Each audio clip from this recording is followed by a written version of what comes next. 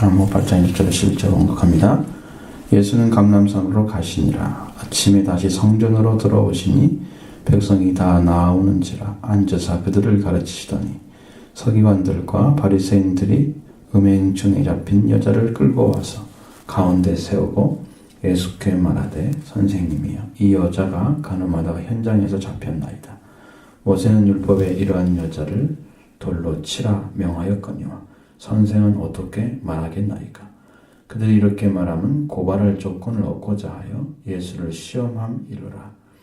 예수께서 몸을 굽히사 손가락으로 땅에 쓰시니 그들이 묻기를 마지 아니하는지라.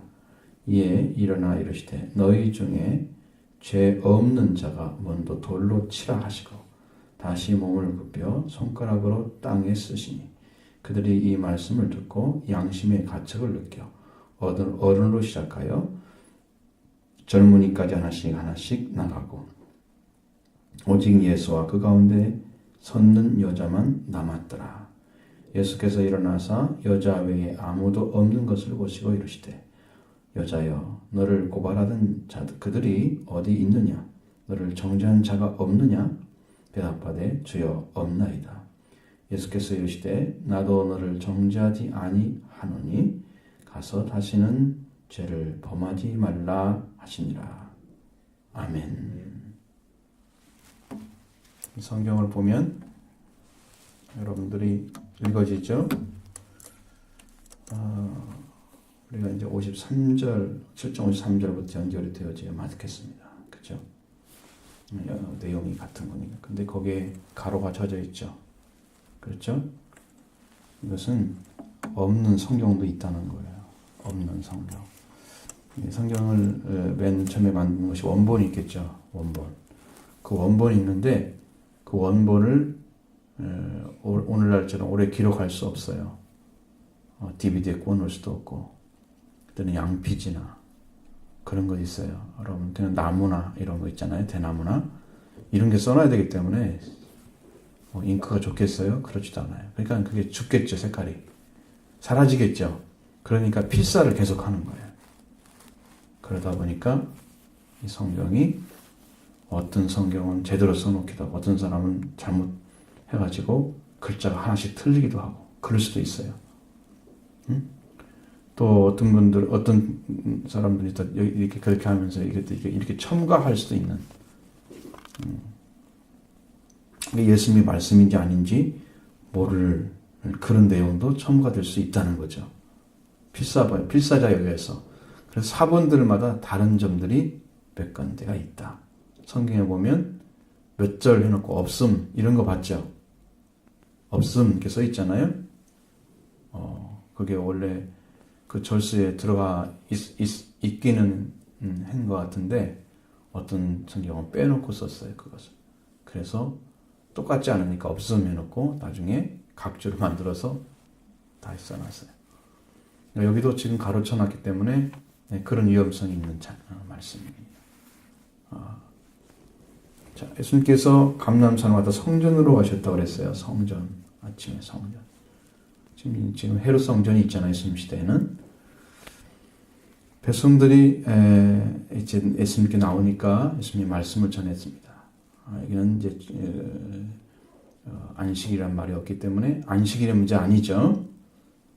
백성들이 얼마나 안식일에 민감하게 반응하는지 아시죠? 그들의 가르침 때문에, 바리새인들의 가르침 때문에 그렇습니다. 근데 여기서 예수님께 더 큰 문제를 가져왔어요. 서기관과 바리새인들, 이 사람들은 율법을 가르치는 사람들이고요. 서기관, 율법사라고 성경에 다른 누가복음서에는 그렇게 써 있고요. 율법사라는 말로. 그리고 바리새인들은 형식주의, 율법주의 이러한 의식주의적인 사람들이죠. 이 사람들이 예수님께 음행주에 잡힌 여자를 끌고 왔어요. 여자. 참 이게 어떻게 하려고 하는 것 같아요? 나중에 보니까 예수를 고발해서 죽을 때 그 명분을 쌓고자 하는데 필요해서 이런 일을 하는 거예요. 근데 이 여자는 상당히 불행한 여자 같아요. 왜 그러냐 하면 현장에서 간음하다 잡혔다 이런 얘기가 나오면 그 사람은 가정이 없는 사람일 가능성이 높아요. 가정이 없기 때문에 살 수 있는 방법이 없어요. 거지처럼 살아야 돼요. 길거리에서. 그러다가 이제 이런 일이 벌어진 거죠. 무슨 말인지 알겠죠? 불쌍한 여자예요. 다른 사람이 볼 때는, 예수님 눈에는 불쌍해 보여요. 다른 사람 볼 때는 아주 나쁜 여자로 보이는 거예요. 사람들한테 이혼당하고 버림받았구만, 이렇게 생각하는 거죠. 예수님은 그렇게 안 보였단 말이에요. 그러니까 예수님께서 사랑을 외치는 예수님께 이 여자를 데려온 거예요. 그래서 선생님, 이 여자가 가늠한 현장에 잡혔습니다. 모세는 율법에 이 여자를, 이런 사람들을 돌로 치라고 명령했는데 선생님은 어떻게 말할 것입니까? 돌로 치라고 해야 돼요? 용서해 주라고 해야 돼요? 그 예수님은 마음의 율법을 이용했어요. 마음의 율법. 여러분, 양심이라는 게 있죠. 양심이 완전히 사라지지 않았어요. 타락했어도. 양심이 있습니다. 자, 예수님이 그 말을 듣고 나서 어떤 행동을 했느냐? 바로 엎드려서 땅에 무언가를 썼습니다. 자, 예수님을 시험하는 걸 알고 있었죠. 뭐라고 썼을까요? 여러분은 뭐라고 썼을 것 같아요?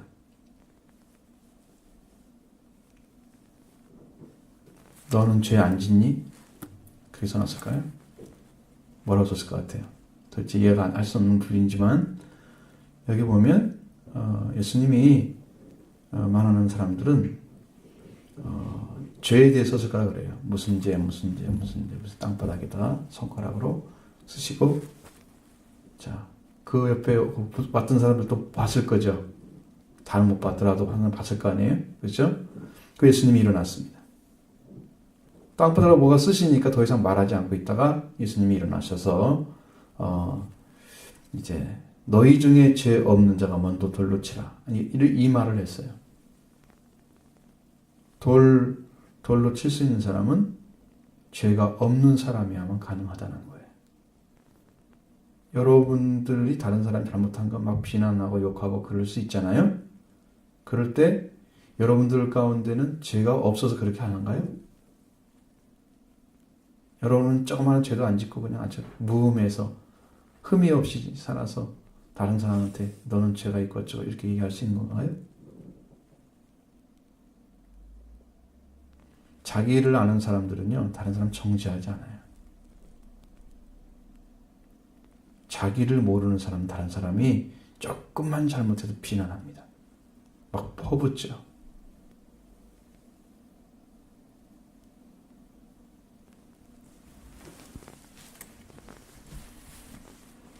예수님은 돌로 치는 게 목적이 아니에요. 그들이 스스로 죄인이라는 것을 알게 되기를 원했기 때문에 우리는 정죄할 자격이 있는 것이 아니고 죄 없는 자로 서야만이 심판할 수 있어요. 그렇기 때문에 죄 없는 자가 먼저 돌로 치라 그렇게 말하는 것은 자기 스스로 자기를 바라보라는 것입니다. 너는 죄 안 지었니? 다 죄를 지었다면 서로 죄를 용서해 줘야잖아요. 똑같이 죄인인데 누가 죄를 묻겠습니까? 여러분들 친구들 관계에서 그렇잖아요. 비난 잘하는 사람 있죠. 조금만이라도. 여러분 그렇잖아요. 작은 가지고도 트집 잡고 끝까지 물건 늘어지고 이런 거 하면 안 돼요.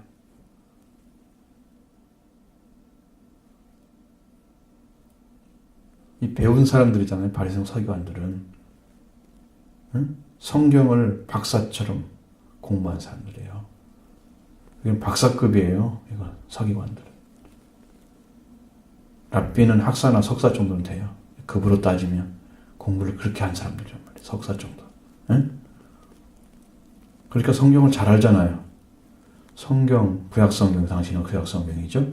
구약성경을 잘 알면서도 왜 이렇게 살고 있느냐는 거예요. 자기를 모르는 사람들. 죄가 있는지 없는지 자기는 안 살피고 다른 사람의 죄만 지적할 줄 아는 무감각한 양심이 마비된 사람처럼 살아. 그 다른 사람에게 잘 가르치는데 자기는 행하지 않고 다른 사람한테는 무거운 짐을 지고 성경에 예수님은 이렇게 해서 말씀하시는데 이 사람들에 대해서 바리새인과 서기관들에 대해서 그들은 무거운 짐을 사람들에게 지워주고 자기는 손가락 하나도 움직이려 하지 않는도다 이렇게 써 있습니다.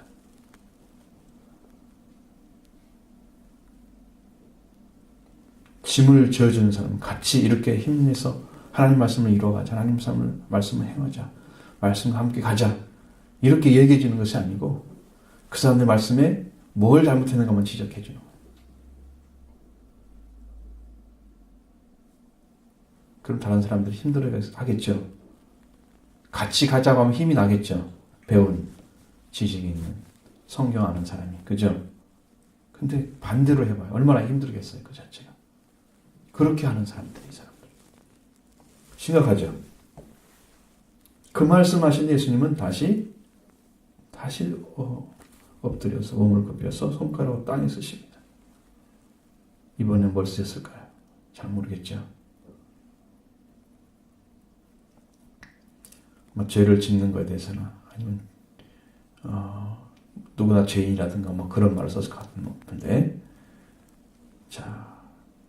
그니 쓴 것에 대해서 그 사람들이 뭘 반응한 게 아니고 9절에는 그들이 이 말씀을 듣고 양심의 가책을 느껴. 그랬죠? 그러니까 예수님의 양심법을 사용한 것입니다. 사람들은 그 생각을 하면 나도 뭔가 죄를 지은 사람이야. 이렇게 스스로를 감별해내는 거죠.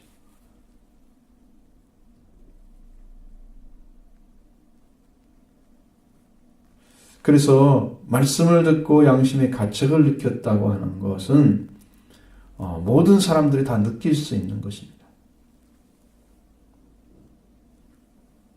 근데 어른부터 시작해서 젊은이까지 하나씩 가고 이제 어른들이 먼저 자각을 했습니다. 그렇죠? 그리고 청소년 젊은이들이 갔습니다. 그리고 오직 예수와 그 가운데 있는 여자만 남았더라. 이렇게 돼 있습니다.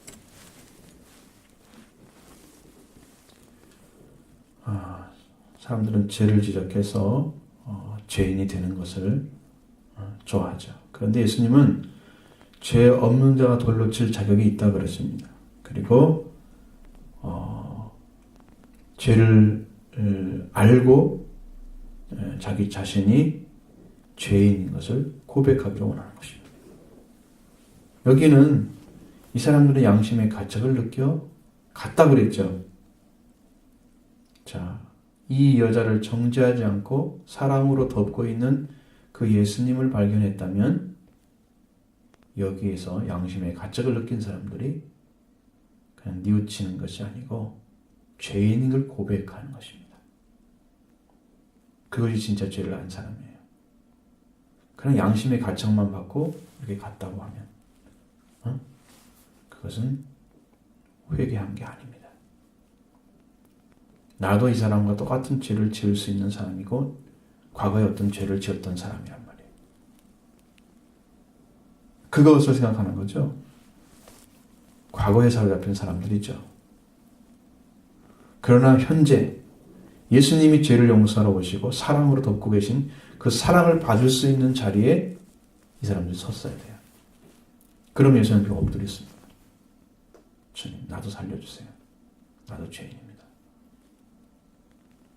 그러니까 여러분 생각해 볼 것은 사람이 죄를 아는 것이 굉장히 어렵다는 거예요.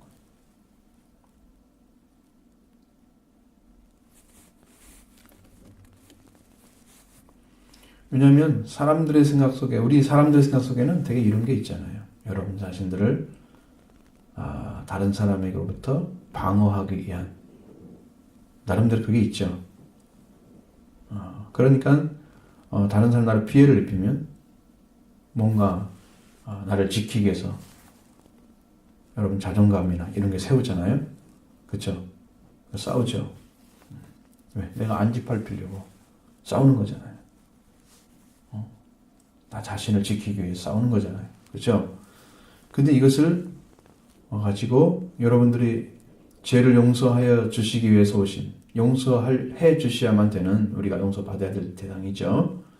그 예수님께 와서도 그런 마음을 가지고 있는 거예요. 예수님이 나의 죄를 지적하면 나는 죄인이라고 고백하지 않고 싶은 마음, 인정하고 싶지 않은 그런 마음이 있는 거예요. 그러니까 여러분이 그걸 못 느끼는 것이죠. 그래서 고백하지 않는 거예요. 양심이라는 것은 있는 것은 알지만 고백하도록 만들진 않아요. 그러니까 판별만 해주는 거예요. 이렇게 잘못됐구나, 이게 옳구나, 이게 이렇게 하면 안 되겠구나, 이렇게만 해주는 거예요. 회개하게 하는 능력은 없어요. 자유의지가 활동하지 않아요.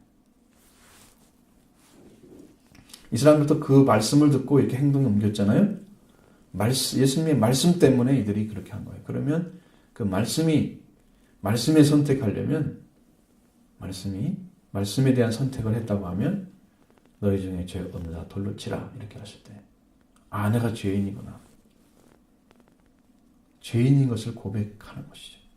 그것이 말씀을 선택한 거예요. 이 사람들은 선택한 게 아니에요. 예수님 말씀 믿은 게 아니야. 그냥 듣고 양심의 가책을 느껴서 간 거예요. 회개하지 않는 사람들은 말씀을 바르게 들을 수가 없는 거예요. 단지 양심의 가책만 느낄 뿐입니다. 이걸로 구원 받을 수 있을까요? 못 받습니다. 못 받습니다. 여러분이 말씀을 듣고 그렇게 살아야 되겠다, 그것을 결심하고 말씀에 순종하는 실제 삶으로 옮겨지는 일이 없다면 그 말씀을 들은 어떤 효과, 능력 없습니다. 그러니까 여러분도 기억해야 할 것은, 신앙이라는 것은 하나님의 말씀이 여러분한테 딱 들려지면 여러분 선택해서 그걸 붙잡아야 됩니다. 오늘 듣고 잠시 후에 잃어버리고 오늘 순간에 하루도 안 가. 이런 말씀 듣는 하루가 갑니까? 옛날 성도들은 목사님의 설교를 들으면 일주일 간 사람도 있어요. 일주일 내내 듣고 그것을 생각하며 살아가는 거예요. 회개하고. 어떤 사람은 3일은 간다 그러시는데, 여러분 나가면서 잃어버리나요? 시대가 스피드 시대라고 잃어버리면 더 빨리 잃어버려. 잘 생각하셔야 돼요. 성경 말씀이 여러분을 판별할 것입니다. 나중에 성경이 판결하죠. 판결까지 갑니다.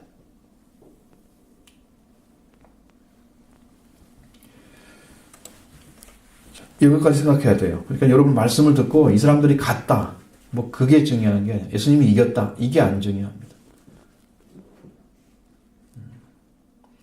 예수님께서 일어나서 여자 외에 아무것도 없는 걸 보셨습니다. 10절에 보면. 그리고 뭐라고 합니까? 여러분 같이 읽어봐요. 여자여, 너를 고발하던 그들이 어디 있느냐? 너를 정죄한 자가 없느냐? 이렇게 묻죠. 이 여자는 지금 누구한테 찔려 있을까요? 예수님한테 아니죠? 자기를 끌고 온 사람들이잖아요. 무섭겠죠? 두려웠겠죠? 그들이, 그렇죠? 권력자들이잖아요. 이 사람들, 바리새인들, 서기관들. 이들이 그 여자를 데리고 왔단 말이에요. 그러니까 여자가 두렵잖아요. 그것을 지금 해결해 주는 거예요. 너를 고발한 자들이 어디 있냐? 없잖아요. 너를 정죄한 자가 어디 있느냐? 없느냐? 정죄라는 게 뭐예요? 여러분, 죄 있다고 판결하는 것이죠. 정죄입니다. 죄가 있다고 정해버리는 거예요. 정죄예요. 이게 정할 정죄였어요. 죄가 있다고 정하는 거예요. 정죄는. 그러니까 자기가 판결을 해서 너는 죄를 지금 지었어. 너는 죄인이야. 그냥 그렇게 만들어버리는 거예요. 자기가 죄를 지은 사람에 대해서 판결할 수 있는 권한이 없는데도 불구하고 있게 하는 거예요. 마귀들이 하는 짓입니다. 되게. 사람을 올가매고 죽음에 넣게 하고 그렇게 하려고 하는 그런 것들은 되게 마귀들이 하는 거예요. 그러니까 여러분 잘 기억해야 돼요. 이거 여러분을 혼내기 위해서 말하는 게 아니고, 자, 여러분을 정신 차리기 위해서 말하는 거, 그런 것들이 정죄한다 생각하면 안 돼요. 여기는 확실히 죄에 대한 문제죠. 그렇죠? 죄의 문제죠. 그러니까 죄를 지금 가지고 얘기하는 거예요. 잘 해야 됩니다. 이렇게 살아야 됩니다. 이렇게 가르쳐 주는 것이 정죄하는 거 아닙니다. 잘못 이해한 사람도 있어요. 무조건 반대하려고. 그건 반대를 위한 반대지. 이것은 머리가 굉장히 안 좋은 사람이에요.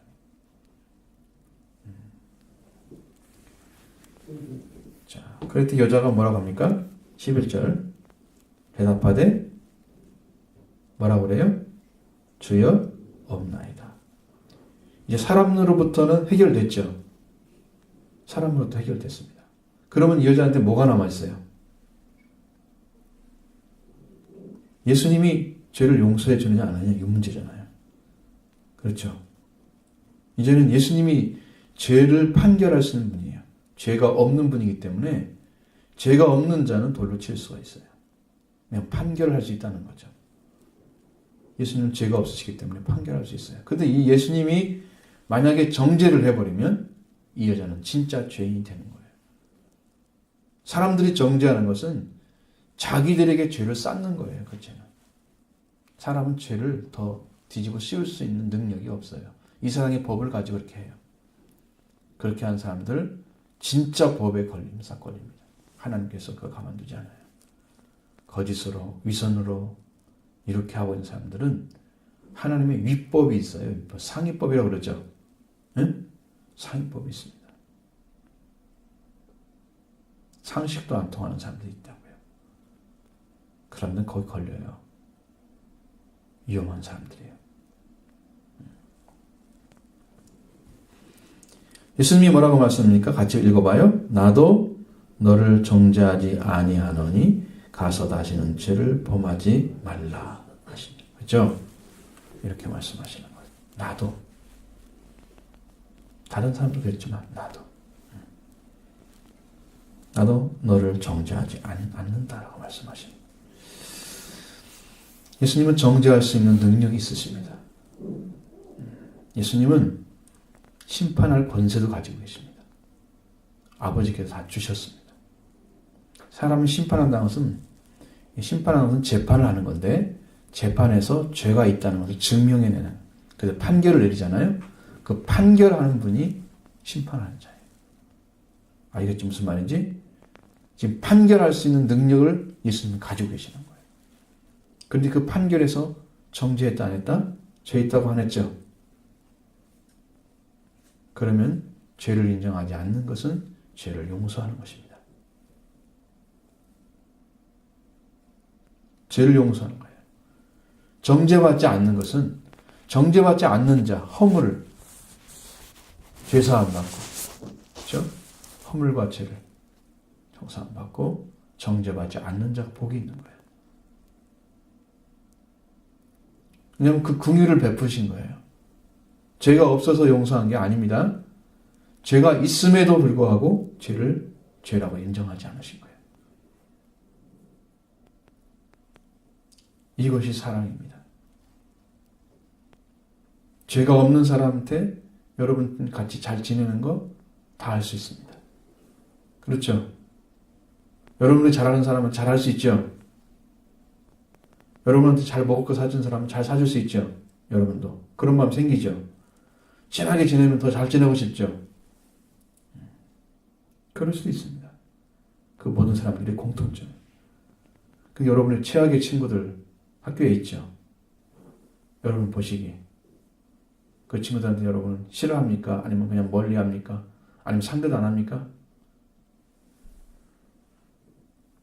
다른 사람들은 저의 가정에 뭐가 문제가 있어서 제가 이상한 행동을 하고 사람들을 괴롭히고 하는 이런 마음을 가지고 그 친구의 친구가 되고 싶은 마음은 없으십니까? 어떻게 도와주고 싶어. 너무 불쌍해. 저 애는. 저거 그렇게 안 하면 좋겠는데. 여러분이 그 속에 속아가지고 또 그에게 또 속아 넘어가면 안 되지만 정죄하지 않는 사람이 되어야 돼요. 죄를 용서해주는 사람입니다. 죄를 판결할 수 있음에도 불구하고 너는 죄가 있다고 인정하지 안 해주면 용서하는 것입니다. 여러분은 그런 사랑을 가져야 한다는 거죠. 정죄하지 않은 예수님이 그래서 사랑의 예수님이시고 그래서 우리를 구원할 수 있는 분이세요. 우리 하나하나 죄를 다 지적해서 우리에게 나타내면 우리도 죄 가운데 살 것입니다. 죄인으로. 그러니까 죄를 용서받은 사람은 다시는 죄를 범하면 안 됩니다.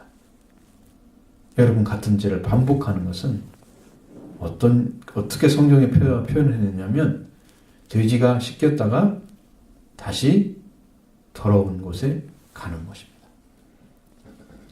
여러분 돼지 키워본 거 가봤어요? 돼지 농장?